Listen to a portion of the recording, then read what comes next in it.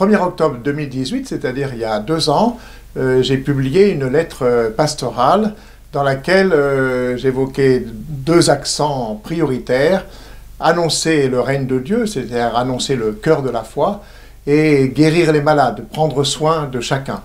Et j'ai pensé qu'il était important, en particulier dans cette période de pandémie, de rappeler aux chrétiens, aux catholiques, l'importance de la charité. Nous sommes actuellement dans une période où on est pris par la peur, par l'incertitude, il y a beaucoup d'angoisse, il y a beaucoup d'anxiété. Il ne faut pas qu'on soit simplement saisi par la peur.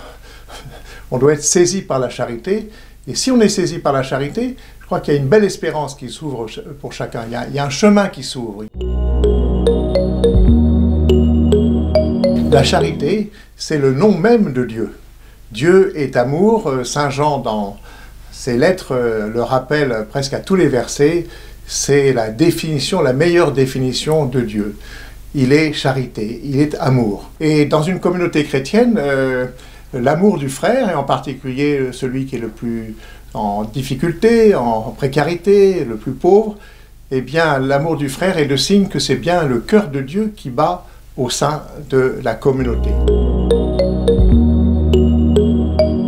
La charité, ce ne sont pas seulement des paroles, ce sont des actes. Alors ça touche les institutions, ça touche les communautés, mais ça touche aussi chaque personne.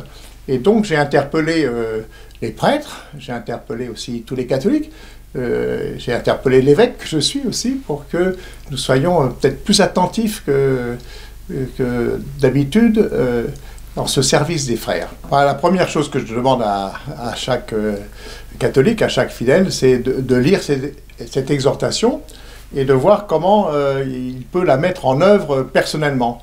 Il y a déjà de belles choses qui se font, mais je pense qu'on peut encore progresser.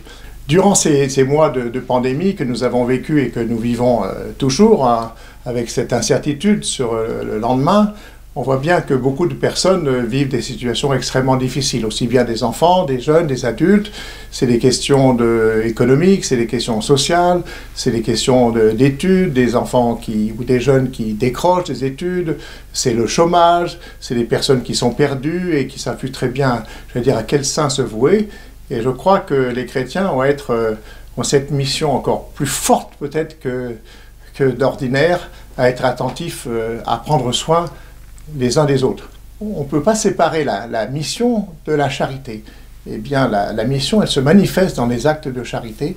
Et c'est cet appel que j'adresse à l'ensemble des communautés, à l'ensemble des pasteurs, à l'ensemble de ceux qui sont en responsabilité, pour que ça soit bien le cœur de Dieu qui batte dans chacune de nos communautés, dans chacune de nos familles.